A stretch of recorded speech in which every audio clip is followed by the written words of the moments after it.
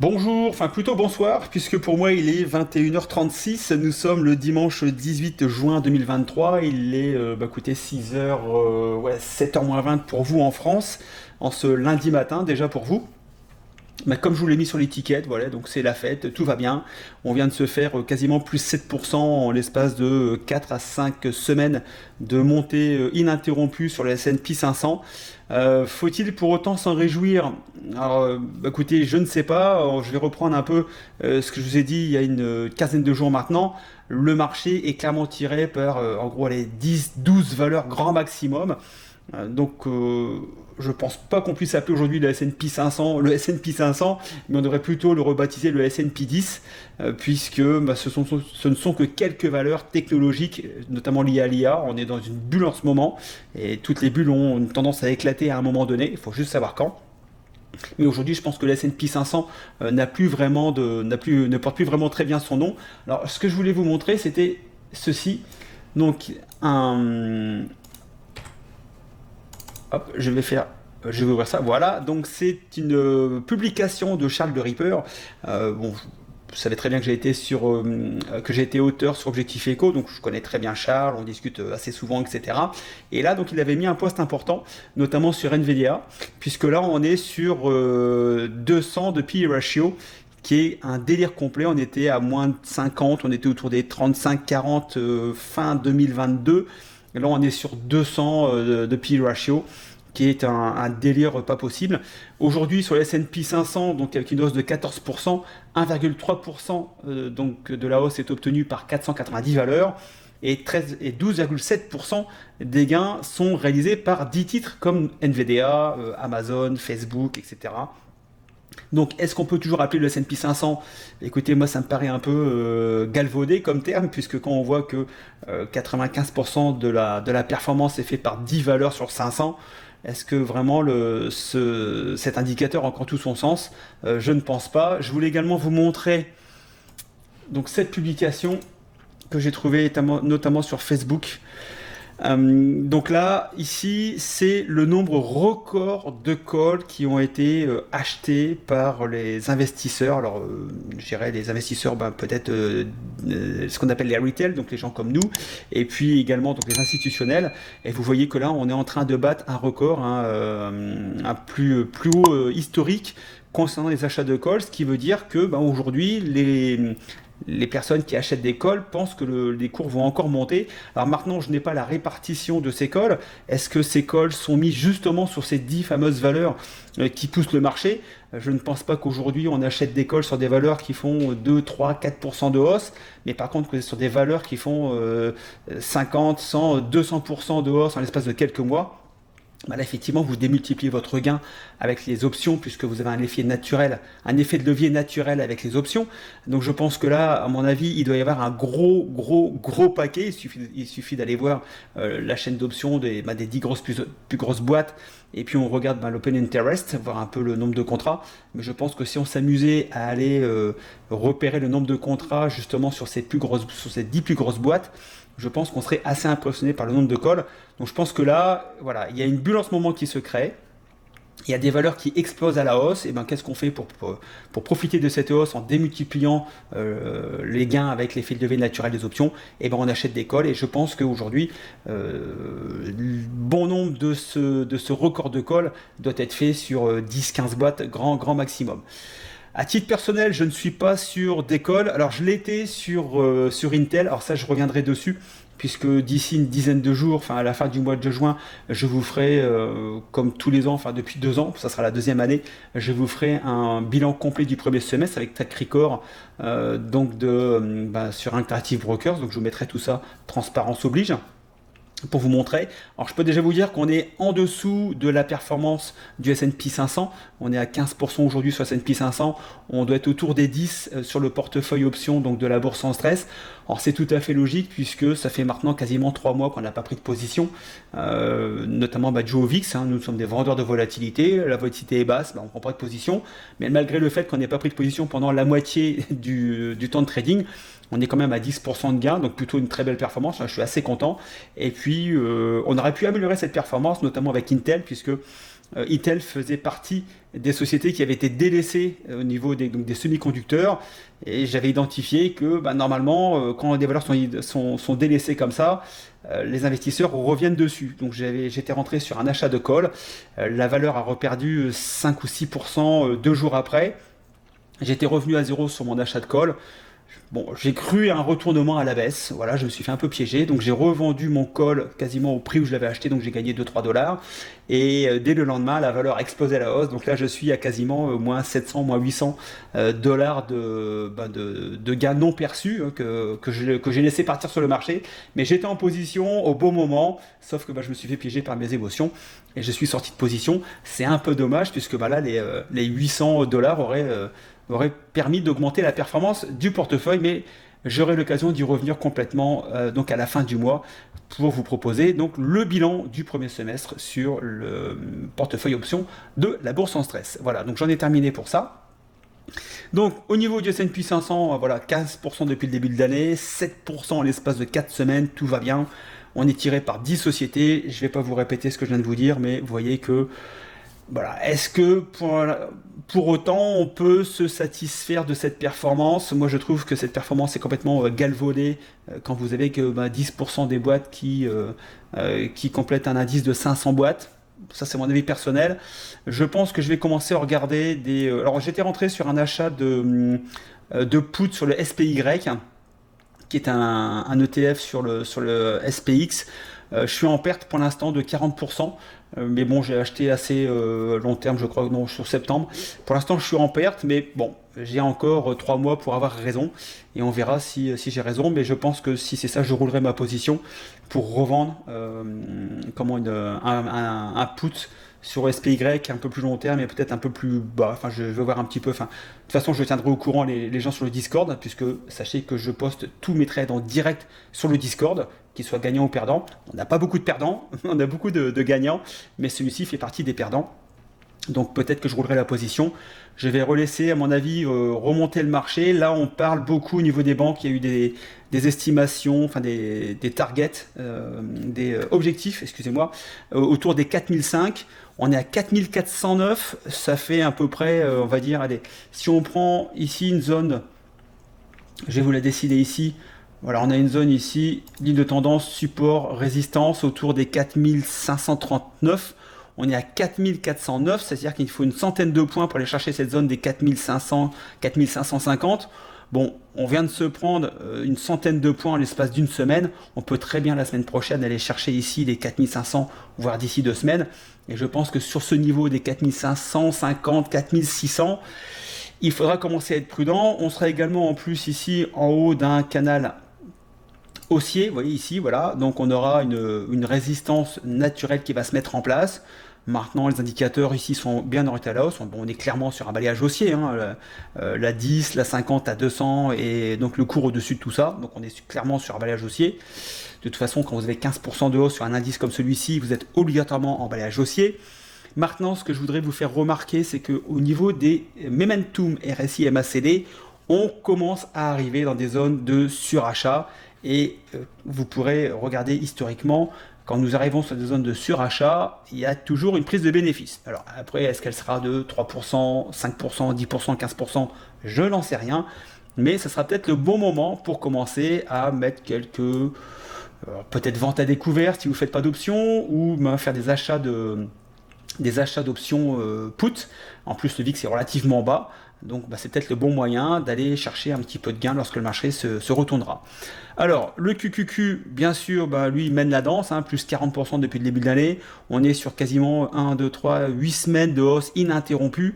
Là, en 8 semaines, on a pris quand même, si je pars d'ici, voilà, donc on part de là. Voilà, donc on a pris 15% sur un indice comme le QQQ en l'espace de 2 mois.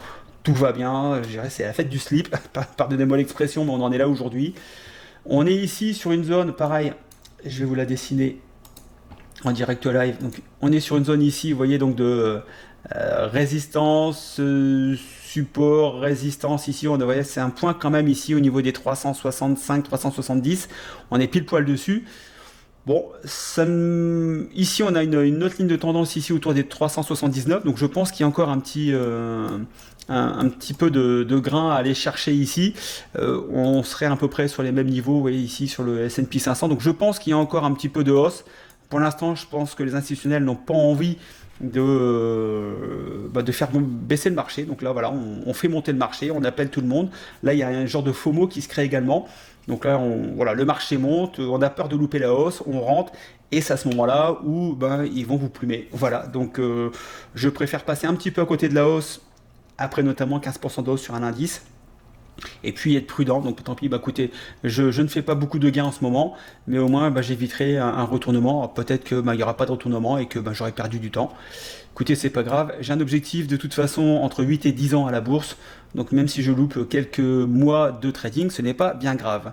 Au niveau du reste du marché, Dow Jones et Russell 2000, sur le Dow Jones, vous voyez que là, donc sur les 30 valeurs qui composent le Dow Jones, on n'a pas de plus haut, on ne vient pas casser des plus hauts historiques. On vient pas. Pourquoi je parle de plus haut historique? On n'est pas non plus. Non, excusez-moi. Hop, je me reprends. Voilà. Donc on vient pas casser de plus haut historique. On l'a pas cassé non plus sur la S&P 500. Il est un petit peu tard, veuillez m'excuser. Donc ici, on est revenu sur des niveaux de fin 2022. On a eu une baisse importante au mois de mars et là on revient un peu sur des niveaux. On n'a toujours pas cassé non plus ce range ici et on n'a pas de montée hyper importante. Donc vous voyez, donc là on est quand même plus, je dirais, dans la réalité économique plutôt que sur la S&P 500 qui est tiré par 10 valeurs sur 500. Enfin, c'est complètement délirant. Le Russell 2000, on est un peu dans la même configuration que le Dow Jones, donc là on est plus sur une vision normale du marché, de ce que fait le marché. Vous voyez, donc là on n'a pas été cassé des anciens plus hauts. On avait un plus haut ici en août l'année dernière, on n'est pas venu le casser. Il y a encore un petit peu de mou. Bon là on est au-dessus de la 200, on n'est pas sur un balayage haussier non plus.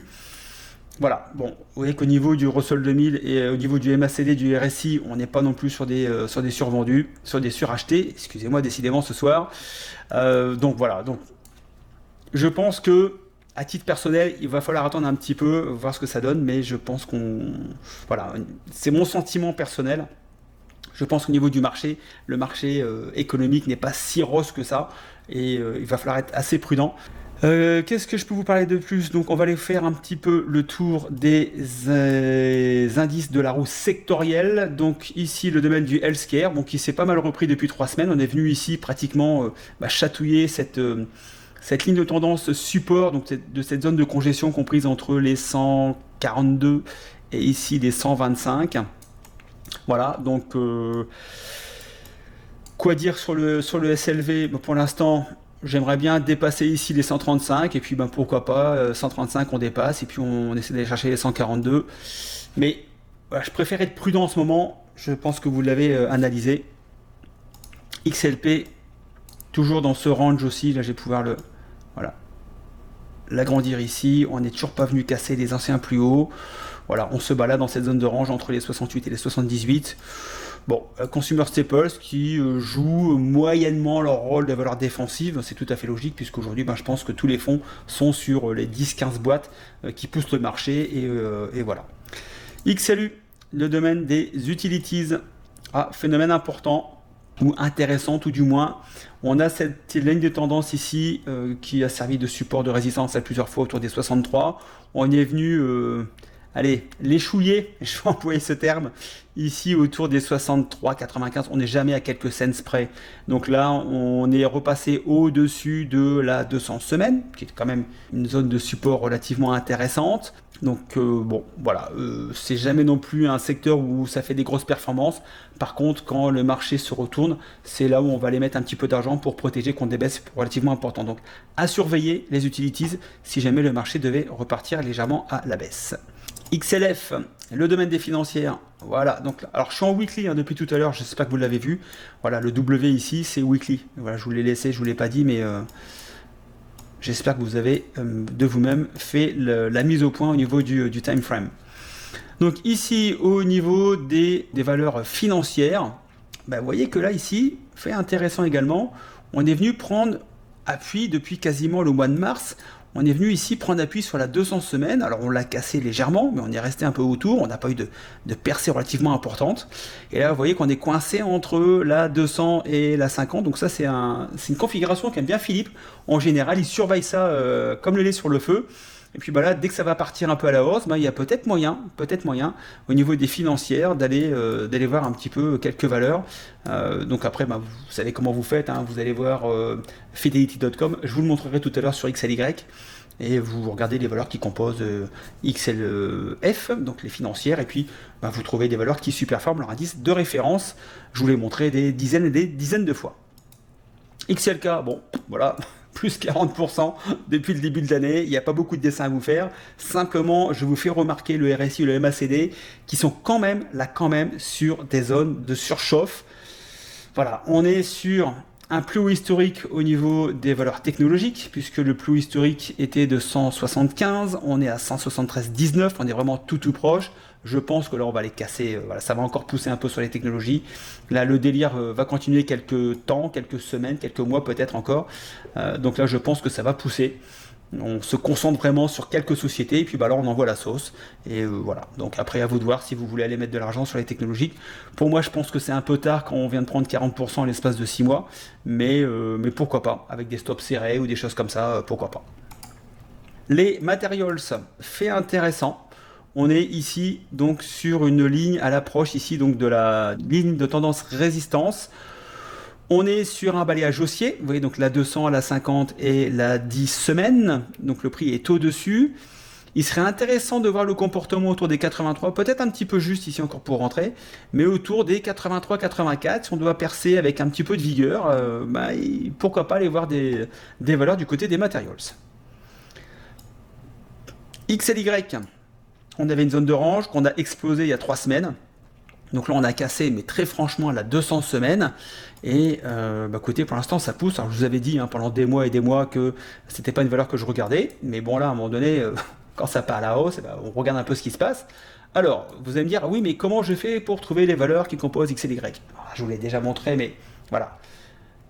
Je vous le remonte. Voilà, ici, vous allez sur fidelity.com. Alors, vous le voyez peut-être pas ici avec mon écran, mais c'est fidelity.com. Vous le voyez ici, là, voilà, fidelity.com. Vous tapez ici dans le research, ici vous tapez XLY. Vous avez ici donc une barre de menu. Vous tapez sur composition. Et là, comme par magie, on va vous donner le top 10 des valeurs qui composent XLY. Et qu'est-ce qu'on voit? On voit qu'aujourd'hui, vous avez 2 sociétés qu'on pourrait associer à de la technologie, donc Amazon, Tesla, avec l'intelligence artificielle, qui représentent plus de 42, quasiment 43%, 47, voilà, de la valeur de cet ETF XLY. Et vous voyez que le reste derrière, voilà, donc Home Depot 8%, quand même pas mal, McDonald's 4%, Nike 3,91, Love's 3,79, Starbucks, Chipotle mexicain, donc ça c'est un restaurant mexicain, enfin c'est une chaîne, mes filles adorent, voilà. Moi, moyennement, voilà, c'est gentil. Voilà, donc c'est pas le sujet. Donc vous voyez, donc ici, si vous voulez retrouver des valeurs, donc après, vous voyez que aujourd'hui, c'est complètement 2 valeurs qui tirent, 2 valeurs liées un peu à l'IA, à la technologie, qui tirent cet indice, donc c'est tout à fait normal que XLY parte à la hausse. Maintenant, est-ce que c'est le moment d'aller sur Tesla? Écoutez, allez, je vous propose, on va aller voir ça ensemble. Voilà, hop, ici, Tesla, je l'ai ici, voilà. Tesla, ouais, donc Tesla en weekly, on a 1, 2, 3, 4, 5, allez, 5, 6 semaines de hausse sur 7 semaines. Tesla nous a fait un plus bas ici, et là on est à plus 60% sur Tesla. Valeur extrêmement volatile. Moi, j'aime pas trop aller sur ce genre de valeur hyper volatile. Alors, c'est sûr que quand ça gagne, ça gagne. Par contre, quand ça perd, vous voyez que là, ça perd relativement vite aussi. Puisque là, entre septembre et janvier, donc en 4 mois de temps, ça perd quand même 63%. Donc, effectivement, ça fait des super gains. Mais par contre, quand ça descend sévère aussi. Bon, moi, c'est pas le genre de valeur que je traite avec les options. C'est beaucoup trop volatile. C'est pas ce que j'aime. Et puis, bon, voilà, avec des prix à 260. Bon, pour aller acheter des options là-dessus, des calls, ça fait des calls à plusieurs milliers de dollars.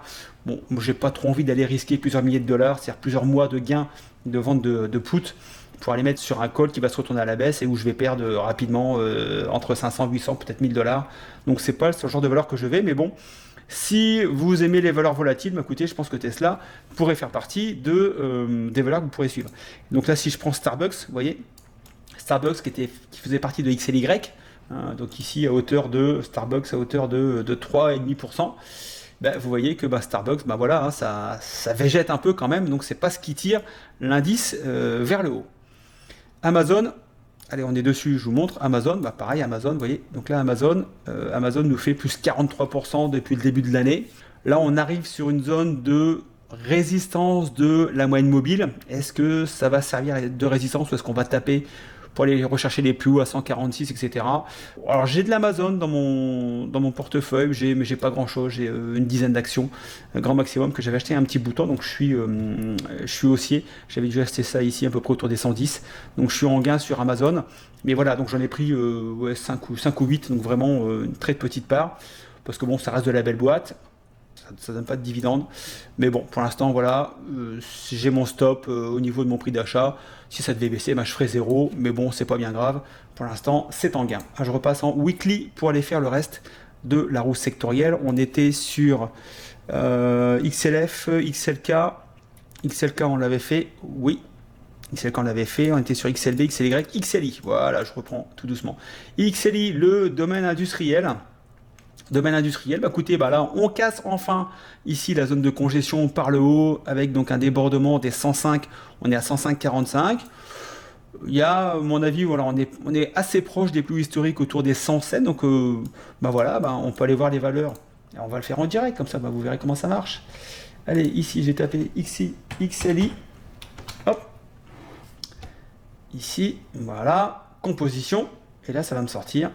Voilà, et qu'est-ce qu'on a? On a Raytheon, voilà, technologie, Honeywell, donc ça c'est de la valeur sur de la défense, aérospace et défense, UPS, Union Pacific, Boeing, qui font aussi, bien sûr des avions, mais qui ont aussi un département défense relativement important. Est-ce que la guerre en Ukraine leur est bénéfique? Je pense que oui. On a GE, donc General Electric, Caterpillar, Lockheed Martin, qui sont également donc, dans le domaine de la défense. Donc je pense que voilà. Puis on a Deere, donc c'est John Deere, c'est les tracteurs. Voilà. Donc écoutez, pour l'instant, ça a plutôt l'air de pousser. Donc voilà, pourquoi pas aller mettre quelques billes sur les valeurs que je viens de vous donner pour profiter de la hausse au niveau du domaine industriel. On n'est pas au niveau du momentum au niveau de ici donc du RSI MACD dans les zones de surchauffe. Donc il y a peut-être encore un peu un potentiel de hausse sur le domaine industriel. Je vous laisserai seul juge après avoir fait vos propres analyses. Le domaine de l'énergie, voilà, ça stagne, voilà. Alors je ne sais pas où est le niveau du prix de l'essence en France. Nous ici aux États-Unis, les prix ont beaucoup baissé, sauf sur Phoenix. Alors on est en train de se la faire mettre à l'envers gentiment. Je ne sais pas ce qui se passe, mais je crois que je vous en avais parlé il y a quelques temps où apparemment on serait ravitaillé par une raffinerie du Texas qui serait en travaux, etc., etc. Ce qui fait qu'il y aurait beaucoup de demandes et peu d'offres, donc les prix seraient chers. Mais apparemment juste sur Phoenix. Il suffit de sortir de Phoenix. J'étais à Eloy sur une drop zone il n'y a pas très longtemps. Et j'ai payé le galion quasiment 60-70 cents de moins, ce qui est énorme. Mais autour de Phoenix, on est 4,29, 4,39 le galion. Et là, j'avais payé quand même beaucoup moins cher. Et pareil au nord, si vous montez au nord, ici à 1 heure au nord, sur Prescott ou ailleurs, vous avez le galion qui est quand même nettement moins cher. Donc je comprends pas pourquoi, juste sur Phoenix, on paye plus cher l'essence. Alors que je pense que la station essence d'Eloy est aussi ravitaillée par cette raffinerie du Texas. Mais bon, je pense qu'ils sont en train gentiment de nous le mettre à l'envers. Voilà. Alors, au niveau de l'énergie, côté pour l'instant, moi j'ai encore quelques puts donc sur les valeurs énergétiques. Bon, vous savez ce que j'en pense, au niveau des puts, moi tant que ça descend pas beaucoup, ça monte, ça stagne, je m'en fiche complètement. Moi j'ai pris mes primes, et puis je vais attendre tranquillement que mes contrats meurent de leur belle mort à la date d'échéance. Donc je me fiche complètement que XLE soit à 75 ou à 90, c'est pas mon problème. Moi j'ai vendu mes puts et je suis très content avec ça. XHB, le domaine des home builders, écoutez, là ça continue de pousser. Alors je sais pas pourquoi honnêtement. Quand vous prenez les sociétés qui composent les home builders, on en a discuté cette semaine sur le Discord. Allez, je suis sympa, je vais vous donner quelques éléments. puisque j'ai regardé les valeurs qui composent XHB et j'ai vu des choses mais complètement ahurissantes. Alors, qu'est-ce qu'on a? Voilà un peu le genre de poussée qu'on a sur les valeurs, c'est Home Builders. Donc là, octobre, octobre, on est sur du plus 60% sur Lennart's Corporation. Two Brothers, qui est un très très gros. Alors regardez un peu les progressions de malade qu'on a. Depuis octobre, c'est pareil, on est sur du 86%. Là, on est sur du plus haut historique. Oui, je ne dis pas de bêtises. On est sur un quasiment double top. Voilà, ça monte de 90%, on est sur une zone de résistance, on est sur un double top. Je ne sais pas ce que vous en déduisez. Moi, je pense que c'est peut-être le moment d'une correction. Donc, je surveille ça comme le lait sur le feu. On a aussi Owens Corning, qui est un fabricant d'isolation, de laine de verre notamment, et d'autres produits d'isolation. Et là, c'est pareil, on est sur des progressions relativement importantes. Voilà. Hop, on est sur du plus 65%. Bon, voilà. DHI, là on est également sur des progressions relativement importantes. Je prends toujours octobre, hein. Voilà, plus 72%. Voilà, allons-y gaiement.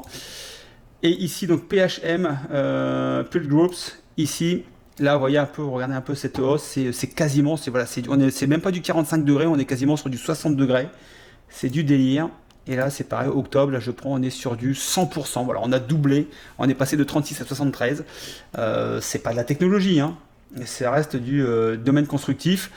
Voilà, ça monte. Alors, même si effectivement la Fed a fait une pause au niveau des taux d'intérêt, et les taux d'intérêt ont quand même fortement monté, je suis assez surpris de la continuité haussière des boîtes dans la construction.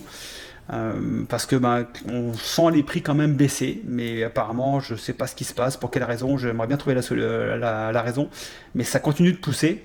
Donc j'ai fait un achat de put sur PHM, voilà, je vous donne pas les éléments mais que j'ai mis dans le Discord, mais sachez qu'en termes de direction je suis baissier sur PHM. Pour l'instant, je suis en baisse puisque là j'avais acheté un put ici, la valeur est passée, donc j'ai une perte de 100, un peu moins de 100 $ pour l'instant sur PHM. Et puis BLDR, c'est pareil, regardez un peu ça, on se prend des semaines, vous voyez, donc c'est du délire complet. Et donc là, pareil, si je prends septembre-octobre, on est sur du 122%, voilà, sur du domaine de construction, ouais, donc, et quand ça monte comme ça corrige à un moment donné. C'est obligatoire. Si vous regardez les valeurs sur 15, 20, 30, 40 ans, quand ça part comme ça à la hausse, il y a un moment où ça corrige. Regardez également au niveau des momentum, on est sur de la surchauffe complète au niveau MACD, RSI. Je suis en weekly, je suis pas en daily. Voilà, en daily, vous voyez, on a commencé à baisser. Voilà, donc en daily, on commence sur des divergences baissières. Voilà. Le cours continue de monter, mais RSI et MACD, divergence baissière. Divergence baissière en daily, plus surchauffe en weekly. On a un peu quand même les bases d'un cocktail qui pourrait être assez détonnant. Donc je suis rentré sur ces valeurs-là en achat de put. Sur BLDR, je suis à 0. Je me balade entre moins 5 $ et plus 5 $. Puisque j'ai dû acheter mon put autour de... Voilà, ici c'était il y a une dizaine de jours, donc on doit être à peu près ici. Donc on est quasiment au prix où j'ai acheté mon put ici. Donc je l'ai acheté OTM. Voilà, je l'ai pas acheté à la monnaie, je l'ai acheté OTM, donc un petit peu en dessous. Et voilà. Je dis pas que j'ai raison, mais les éléments en termes de probabilité, quand je mets tous les éléments, ça me dit qu'on a quand même plus de probabilité de repartir à la baisse que de plutôt continuer à monter de 20 ou 30% quand on s'est déjà pris des hausses sur un secteur qui est assez compliqué. On s'est pris des hausses de 75 à 100, 120%. Enfin, pour moi, ça paraît du délire. Après, c'est juste mon avis. Il vaut ce qu'il vaut, c'est-à-dire rien du tout. Alors, on continue. Je reviens ici sur les indices. XLXI, XLE, XHB, XRT, le domaine du retail. Voilà, le retail, c'est la consommation. Vous voyez bien qu'il ne se passe rien, ça n'explose pas. Là, ici, on est sur cette ligne de tendance résistance.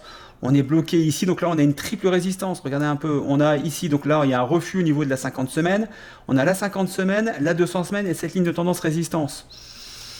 Bon, je ne sais pas ce que vous en pensez, mais pour moi, si vraiment on casse ici, je vais dire ici les 66, là, effectivement, vous avez une volonté haussière. Parce que là, vous cassez 3 résistances d'un seul coup. Il y a une réelle volonté haussière. Mais là, si on reste bloqué ici, et si vous voyez qu'on repart à la baisse et qu'on casse les 57, à mon avis, ça sent un peu la cave. Voilà, XBI, les technologies, les biotech. Alors, biotech, c'est normalement un secteur où on va chercher de la performance. Et ben vous voyez que là, ça bouge pas. C'est voilà, ça on passe de 80 à 87. Donc il y a 10%, vous me direz. Mais vous voyez que sur la biotech, où c'est normalement là où voilà, on prend un peu plus de risques, on va chercher de la performance. Ben, pour l'instant, c'est pas là où on va chercher de la performance. On va aller chercher sur les 10 valeurs qui sont liées à l'IA, etc. et aux semi-conducteurs. SMH. Bon, SMH, voilà, plus 50% depuis le début de l'année, tout va bien. Là, on est sur des plus hauts quasiment historiques, hein. On est à 157 pour 153 aujourd'hui. On a pris 50%. Là, ici, on est sur la résistance du canal haussier. On est ici, RSI, MACD, un peu en surchauffe. Bon, il y a quand même beaucoup d'indicateurs qui nous disent que voilà, on est en train de pousser le plafond. Alors, est-ce qu'on aura la force de casser le plafond et de continuer à monter? Pourquoi pas? Mais on sent quand même que là, il y a quand même le toit à percer.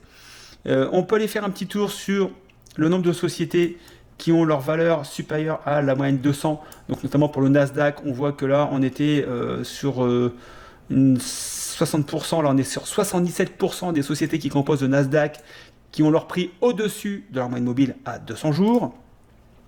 Au niveau du S&P 500, on a quand même aujourd'hui, malgré le fait qu'il y a 10 valeurs qui poussent très fort, donc là, on est passé en une semaine de 50%, donc de moitié-moitié de sociétés du S&P 500, donc 250 boîtes, si je suis bon en maths, qui avaient leur moyenne mobile à la limite de la moyenne mobile à 200 jours. Et là, qu'est-ce qu'on voit? On voit qu'on est maintenant à 61% de sociétés qui ont, donc 300 sociétés, qui ont leur moyenne le prix supérieur à leur moyenne mobile, 200 jours. Voilà. Et là, ici, on a un retournement également au niveau du MACD. On n'est pas en surchauffe au niveau du RSI. Donc, bon, voilà. Il y a des éléments qui nous font dire qu'il y a encore un potentiel de hausse. Je vous l'ai dit. Je pense qu'effectivement, les 4005, 4006, on peut aller les chercher. Donc, il y a encore un potentiel de hausse. Mais vous voyez que sur certains secteurs, quand même, on est quand même relativement en surchauffe. Et ça sera peut-être le bon moment pour se faire piéger. Ça, c'est juste mon avis personnel. Je vous l'ai donné tout au long de cette analyse. Alors, qu'est-ce que je peux encore vous dire pour maintenant clôturer cette analyse? Ça fait une demi-heure qu'on est ensemble. Écoutez, pas grand-chose. À titre perso, vous avez bien compris que je suis assez prudent. Voilà, je me mets un petit peu à l'envers de la tendance du marché sur certains secteurs. Je vous l'ai montré. Je pense qu'il est peut-être pas idiot d'aller mettre quelques dollars ici, par-ci par-là sur des achats de put OTM pour pas que ça nous coûte trop cher. Le VIX c'est pas cher, profitez-en. Alors bien sûr en maîtrisant les options, si vous ne maîtrisez pas les options, commencez pas à aller acheter n'importe quoi, n'importe comment, dans n'importe quelle condition. Il faut quand même avoir des bases. Et on fait des formations pour ça, voilà. Mais si vous maîtrisez les options, il y a peut-être des choses à regarder. Il y a peut-être des points intéressants. Aller acheter quelques puts OTM sur des délais un petit peu longs, quitte à mettre un petit billet sur la table. Voilà, c'est une protection. Si le marché continue de monter, tant pis. Mais si par contre ça baisse, écoutez, ce serait une bonne assurance pour garder de la performance sur votre portefeuille par exemple. Voilà. Donc moi je vous donne rendez-vous dans 15 jours pour faire un point complet sur le premier semestre 2023 en totale transparence. Alors j'ai pas appelé Interactive Brokers pour qu'ils manipulent mon relevé graphique. J'en suis pas encore à ce niveau-là, malgré que certains ce que peuvent penser. Je suis complètement transparent, je vous donne des éléments.